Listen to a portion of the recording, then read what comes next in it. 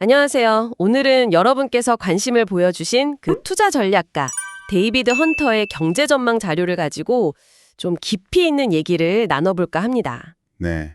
요즘 경제가 좀 불안불안하다 이런 걱정들이 많은데 헌터는 지금이 거의 100년짜리 슈퍼사이클의 마지막 단계다 이러면서 곧 아주 심각한 불황이 올 수 있다고 경고하더라고요. 네, 맞아요. 이 자료 보면 헌터가 앞으로 한 1년, 길게는 2년 안에 심각한 불황을 예측하고 있어요. 근데 이게 그냥 침체가 아니라 물가는 떨어지면서 경기도 같이 무너지는 디플레이션 불황일 거다.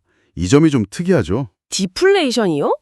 보통 스태그플레이션을 걱정하는데 그렇죠. GDP가 확 꺾이거나 부동산 시장도 크게 타격받을 수 있다. 이런 경고도 같이 하고 있고요. 근데 여기서 진짜 흥미로운 예측이 나오잖아요. 이 심각한 불황 바로 직전에 오히려 시장이 마지막 불꽃처럼 확 타오르는 멜트업, 그러니까 단기 급등 장세가 올 수도 있다. 네네. 그게 참 재밌는 부분인데 S&P 500 지수가 2025년 말이나 아니면 2026년 초 이때까지 7천 중반, 심지어 8천 근처까지 갈 수도 있다. 이렇게 예측을 하더라고요. 와, 그렇게 안 좋은 전망 속에서 단기 랠리라니? 그 근거는 뭘까요? 일단 그 연준의 금리 인하 기대감 같은 거 있잖아요. 네, 있죠. 네. 그런 거랑 시장에 퍼진 약간 마지막은 즐기자. 이런 분위기. 이런 게 단기 랠리를 만들 수 있다고 보는 것 같아요. 근데 사실 이 멜트업보다 그 이후에 올 폭락을 훨씬 더 세게 경고하고 있습니다. 아, 그 폭락이요? 네.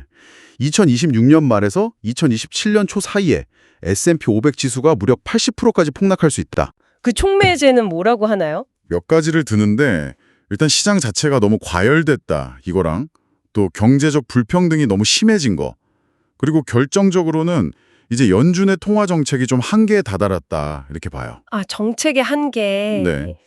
그러니까 금리를 내려도 이미 쌓인 빚이나 구조적인 문제들 이런 건 해결이 안 되고 오히려 연준 대응이 너무 늦거나 좀 부족할 수 있다? 이런 비판적인 시각이죠. 자, 그럼 이런 엄청난 병화 앞에서 투자 전략은 어떻게 할까요? 헌터는 그동안 통했던 사서 그냥 묻어두는 전략 있잖아요. 네, 그 바이 앤 홀드. 네, 그거 이제 끝났다 이렇게 단언하던데요.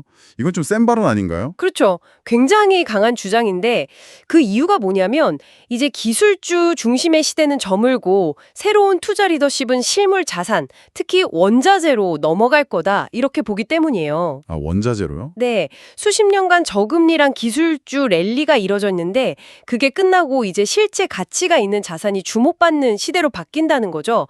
지난 수십 년 동안 사실 원자재 쪽 투자가 엄청 부족했거든요. 그것도 중요한 이유로 들고 있고요. 원자재. 구체적으로 어떤 쪽을 보고 있나요? 그 가격 예측이 정말 파격적이던데요. 네, 좀 그렇죠. 특히 2027년에 증시가 바닥을 짚고 난 후에 그때 큰 기회가 온다고 봐요. 예를 들면 금 같은 경우 2031년까지 지금보다 몇 배는 오를 수 있다 이렇게 보고요. 네. 은은 그거보다 훨씬 더 10배 이상 그렇게 상승할 잠재력이 있다고 예측하더라고요. 오일도 마찬가지로 큰 조정을 거치고 나면 장기적으로는 엄청나게 오를 수 있다 이렇게 보고 있고요. 이야. 물론 이 숫자 자체보다는 그 방향성, 그 잠재적인 규모를 봐야겠죠. 핵심은 뭐냐? 2027년 바닥 딱 찍었을 때 그때 기술주가 아니라 이런 원자재 관련 주식을 사야 한다. 이 전략적 전환이 중요하다는 겁니다. 와, 정말 큰 패러다임 변화를 얘기하는 거네요? 근데 여기서 끝이 아니죠. 장기적으로는 더 심각한 경고도 있던데요? 맞습니다. 더 나아가서 2030년대 중반쯤 되면 인플레이션율이 막 25% 넘어가고 기준금리는 20% 이상, 거의 대공황 수준의 위기가 올 수도 있다. 이렇게까지 경고해요. 20% 금리요? 세상에. 네, 그 근본 원인으로는 미국의 그 막대한 정부 부채랑 달러 신뢰 하락 이걸 꼽는데 이건 당연히 우리 한국 경제에도 엄청난 영향을 줄 수밖에 없는 시나리오죠. 그럼 암호화폐나 AI 같은 새로운 기술? 아니면 지금 트럼프 대통령의 정책 같은 게 이런 흐름을 좀 바꿀 수는 없을까요? 헌터는 좀 회의적인 것 같던데요? 네, 그렇죠. 헌터는 이런 요인들이 지금 진행되고 있는 이 거대한 시스템적인 문제 있잖아요. 이걸 근본적으로 해결하기는 좀 어렵다 이렇게 평가하는 것 같아요. 그렇군요. 물론 그의 분석이 주류 경제학자들 시각하고는 좀 다를 수 있다는 점은 염두에 둬야 합니다. 상당히 비관적이기도 하고요.